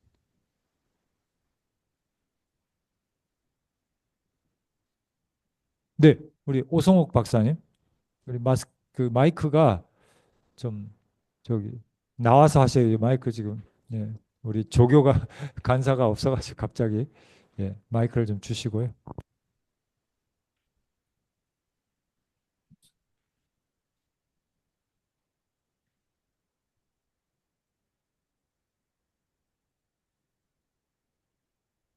저는 그냥 평소 궁금한 생각을 여쭤보려고 지금 그러는데요. 그 웨슬리 목사님이 1703년도에 태어나셔가지고 1791년도까지 활동을 하셨는데 바로 그러니까 윗세대 그러니까 그 영국에서 보니까 1924년에서 1624년에서 1691년 그때가 이제 조지 폭스라고 이제 우리 한국말로는 그분이 활동했던 퀘이커 교도들이 그 농촌을 중심으로 해가지고 영국 그 사회 전역에 그 모임을 가졌던 이제 그런 시대더라고요 보니까요. 그리고 이제 웨슬리 선생님의 목사님의 일기를 보니까 그 퀘이커 교도에 대한 어떠한 그런 적대감은 없는데 또 어디에 보면 또 뭐냐면 퀘이커 교도는 아니라고 또 표현하기도 하고 근데 그 같이 좀 그 생각하다 보니까 존 웨슬리의 어떤 그런 그 가난한 사람들, 탄광촌의 사람들, 가난한 사람들의 그, 그 복음전도 운동이 어쩌면 그 1700년대의 퀘이커 버전이지 않을까. 그리고 이제 그 아까 우리 김성훈 교수님 말씀드렸지만은 한국교회 얘기 말씀하시면서 결국 한국교회가 그 소그룹이 안 되는 이유가 뭐냐면은 이 농민들이나 아니면은 가난한 사람들에게는 사실은 비밀이 없거든요. 그들은 옆집에 숟가락이 몇 개인지 다 알고 있고 기본적으로 그분들의 모임에서는 그 소위 말해서 뭐냐면 그 마음을 터놓고 얘기할 수 있는 이제 그런 어떠한 그 소그룹 자체가 그 그냥 그분의 그 사람들의 실존 자체가 그냥 소그룹이 가능한 어떤 그런 모임들이고 노동을 같이 공유하기도 하고 때로는 너무 이제 가난하면서 그 예를 들어 뭐 돈을 빌리기도 하고 이런 어떤 흐름들이 그 농민들이나 아니면은 이 가난한 부류의 그쪽 그에서는 그 일상화된 어떤 그런 거기 때문에 거기에 복음이 얹어지고 그룹을 만들고 하는 것들이 용이하지 않았을까 그런 생각이 듭니다. 그런 의미에서 이제 한국교회에서의 소그룹 운동이 많이 안 되는 건 뭐냐면은 이건 뭐 저의 개인적인 얘기인데 너무 이제 교회가 중산층화 돼 버려 가지고 굳이 뭐 그럴 이유가 서로 그렇게 뭐 면밀하게 이렇게 서로 사귈 수가 없는 뭐 이런 흐름이 돼 있던 건 아닌가 싶기도 하고 또 그 말은 다른 말로 말하면 한국 교회가 뭐냐면 그존 웨슬리 목사님처럼 영국 국교회를 떠나서 국교회가 터치하지 못했던 그런 어떤 가난한 빈민들 이쪽에 대한 관심들이 그 현저히 없기 때문에 이 소그룹 운동이 자동적으로 이렇게 활성화될 수가 없지 않았을까 뭐 이런 생각도 네, 해봅니다. 아주 뭐 어떻게 생각해보면 사회 문화적인 그런 배경들도 이렇게 말씀해 주셨는데 그런 요소들이 좀 강하다고 생각을 해요. 그때 당시에 실제로 퀘이커들과의 그 직접적인 교류는 없더라도 모라비안이라고 그 모라비안 운동하는 사람들하고 아주 웨슬리는 그 사실 그 멤버 중에 하나였고요. 그 공동체를 그대로 배워온 그런 경향도 크고 또 사회적으로도 그런 환경이 돼 있었고 그럼 오늘날 이런 것이 어떻게 가능할까? 미국을 좀 생각해 보면요. 미국이 사실은 우리보다 그런 부분에 있어서 그 사회의 변화가 우리보다 먼저 간 것 같은데 미국을 예를 들어서 이렇게 보면은 미국이 잘 안 되거든요 요새 미국도 그래서 같은 이야기가 영국도 더 안 되고 그래서 지금 뭐 사회가 이 개인주의적인 성향도 너무나 강하고 영국 사회는 더 강합니다. 그게. 근데 그 시대에 그런 것이 가능했다는 거는 참 특이한 일이죠. 무슨 이제 사회문화적인 배경도 있고. 근데 하나는 뭐냐면은 요즘 미국이나 이런 데도 이렇게 보면은 이중적이에요. 내 프라이버시를 대단히 원하면서도 외로움이 깊습니다. 그래서 소위 말하는 미국의 베스트셀러를 차지하는 거 보면은 이게 교회 이야기는 베스트셀러 항목이 없는데 영성에 관한 거는 넘버 원에서 한 10위까지 다 들어가요. 특이하죠. 근데 또 뭐가 있다 그러면 배를 타고 비행기 타고 가서라도 거기에 그 공동체에 잠시라도 경험을 하고 머물고 싶어해요. 그게 뭐 인도의 아슈람이라든가 그런 것도 그런 경향 중에 하나라 생각해요. 미국에 그런 게 곳곳에 지금 유행입니다.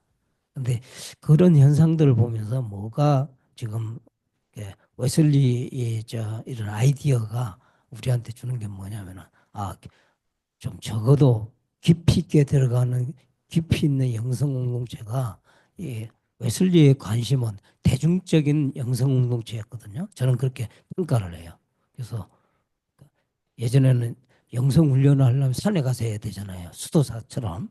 그런데 이걸 대중화시켜 놓은 저는 영국의 원효다 이렇게 얘기를 해요. 그냥 이게 왜냐 일상을 성례화했다고 저는 보거든요. 이게 대단히 중요한 교회사에서 중요한 무브먼트였다 생각합니다. 그래서 웨슬리 시대에 단지 가난한 사람들만 모은 게 아니고 유력한 사람들 많이 왔거든요. 그래서 지금 우리가 이제 이 시대를 내가 이렇게 봤을 때 우리 한국 교회든지 이게 이제 웨슬리안들이 이 좋은 전통을 갖고 있거든요. 이 아이디어를 갖고 있거든요. 그리고 동서양 영성을 동방서방 영성을 포괄할 수 있는 게 또 웨슬리안에 있거든요. 그렇다고 그러면 깊이와 폭을 다 갖고 있는 거예요. 근데 여기에 우리가 교회가 너무 한 모델로만 가지 말고 어쩌면 이런 아이디어를 갖고 한번 군데군데 한번 시도를 해보면 어떻겠는가. 그러니까 목회만 하려고 하지 말고 생활 영성화를 해서 내가 사는 곳마다 그런 아이디어들을 좀 이렇게 해서 기존의 어떤 목회 모델링이 좀 변화가 반드시 와야 되는 시점이 와 있어요. 저는 그 판단합니다. 그래서 좀 사회적으로 적용하기 어려워 보이지만 가능성이 많은 아이디어다. 웨슬리 목회가 저는 그렇게 생각하죠. 아유, 감사합니다. 아까 그 스피릿 얘기 좀 나왔었는데 참 저는 여기에 소망이 있는 것 같다 이렇게 생각합니다.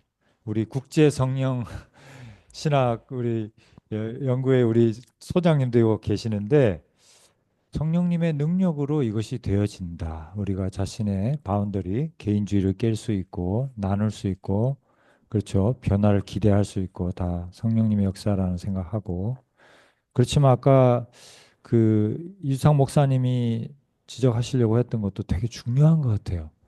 지금 이제 성령론적 영적 인간론 이게 우리 되게 약하거든요. 그래서 이게 무슨 얘기냐면은 왜 제가 요즘에 이제 좀 느끼는 건데 개인적으로 왜 신앙생활이 잘 이렇게 답보하고 있을까? 왜 이렇게 사람들이 튼튼하게 주님 안에 쓰지 못하는 이유 중에 하나가 뭐냐면은 짧게 얘기하면은 너무 우리 한국 사람들이 지금 이 시대의 포스트 모던 시대에 우리가 또 그 빅하트 민족이잖아요. 네.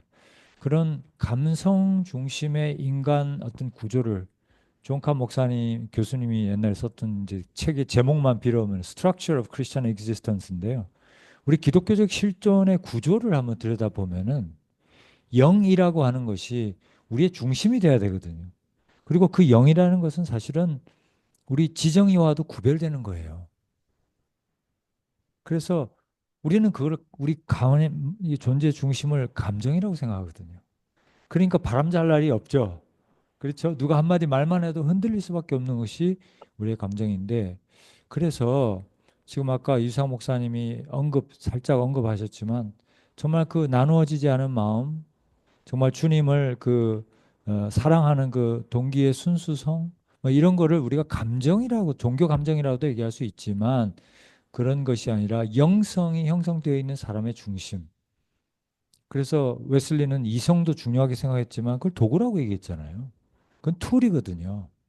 그러니까 이제 이런 점에서 우리가 성령께서 우리 안에 계시고 그 성령의 자리로서의 이제 인간의 영성이라는 것이 조금 더 실체적으로 우리가 그것을 하게 되는 어떤 느낌이냐면 광야 가운데에서 지성소와 같은 지성소에는 창문이 없잖아요.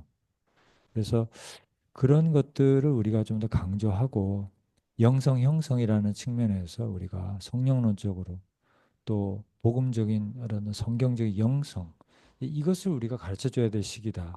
이게 왜 또 중요하냐면은 지금 AI와 챗 GPT 이런 것들이 막 나오면서 인간은 무엇인가라는 것에 대한 왜 우리가 하는 거 걔들이 다 하거든요. 시뮬레이션이라고 얘기하지만 복제라고 얘기하지만 구조가 똑같다는 것을 우리가 느끼고 있는데 인간은 무엇인가? 우리가 하나님과 교통할 수 있게 하는 그 능력은 무엇인가? 왜 AI는 기도할 수 없다라고 얘기할 수 있는가?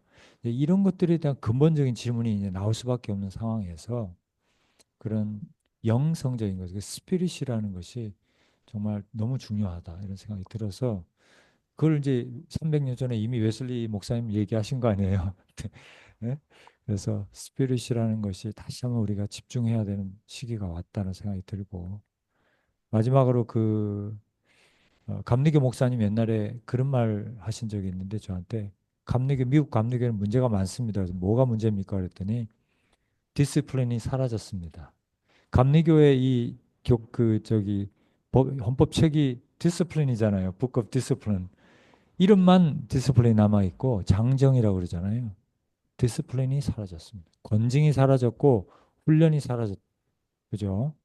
그런 것들이 미국 감리교회가 쇠퇴하게 된 원인이다. 이런 목사님이 말씀이 있었는데 이 DSD를 우리가 정말 마음에 새기고 이 DSD를 실천하는 정말 교회 모델로서 웨슬리가 추구했던 수준별 모임 오늘 아주 참 큰 걸 배운 것 같아요, 목사님.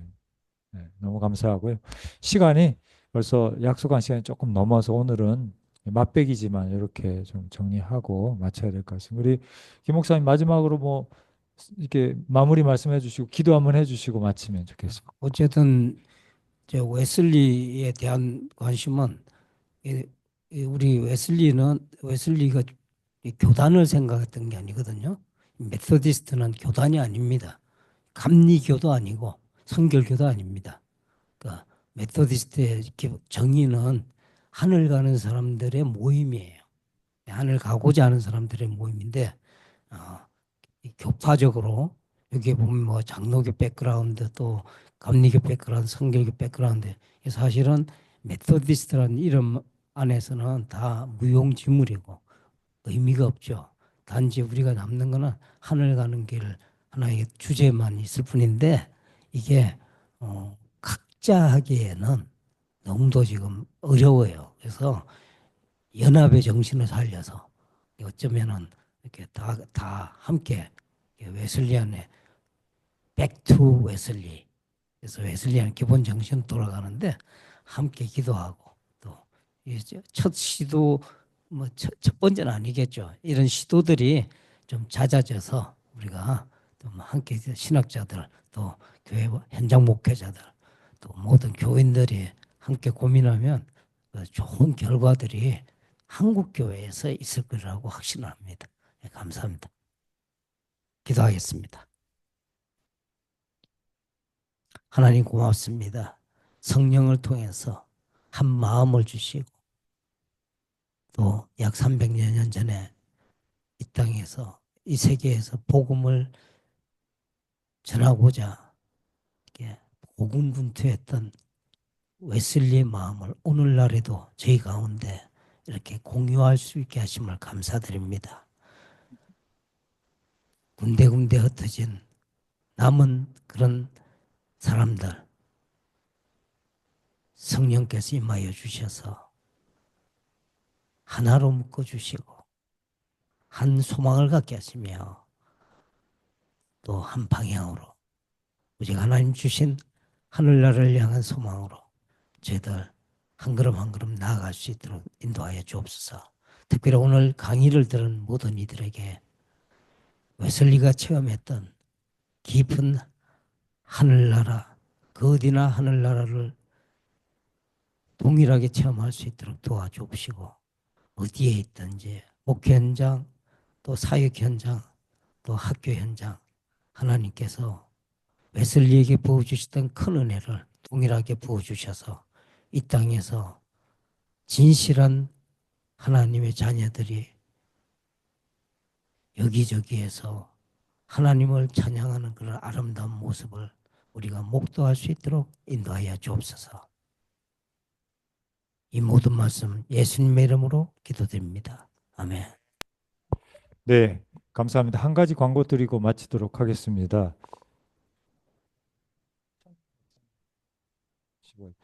예, 그래서 우리 웨슬리 신화연구소는 부족하지만 지금 말씀하신 대로 교단 이런 걸 넘어서 메소디스트들의 모임을 추구합니다. 그리고 저는 개인적으로 참 웨슬리 이 모임에 모일 때마다 정신이 좀 번쩍씩 듭니다. 왜냐하면 웨슬리 목사님이 추구했던 그 목회와 신학의 목표 지향점이 우리가 보통 가지는 것보다 항상 높기 때문에 제가 정신을 좀 차리게 되는데 5월 달에도 첫 주 목요일에는 우리 황덕형 박사님, 우리 서울신대 총장이시죠.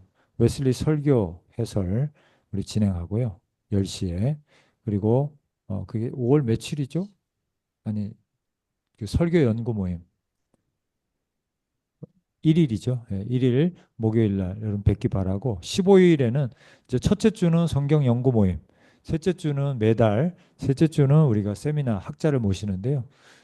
다음번 5월 15일에는 캐나다에서 목회하시면서 신학 연구하시는 우리 허천혜 박사님을 모시고 존 웨슬리 신학의 철학적인 배경, 그래서 좀 조금 학문적인데 그 당시 철학적인 배경과 연결해서 웨슬리 신학을 좀 다각도로 볼 수 있는 그런 시간을 갖도록 하겠습니다. 여러분 바쁘시지만 목회와 일상 또 공부에 바쁘시지만 웨슬리 모임에 꼭 모이셔서 우리가 성결 신학, 성결 운동에 하나의 또 우리가 목소리를 보탤 수 있으면 좋겠습니다.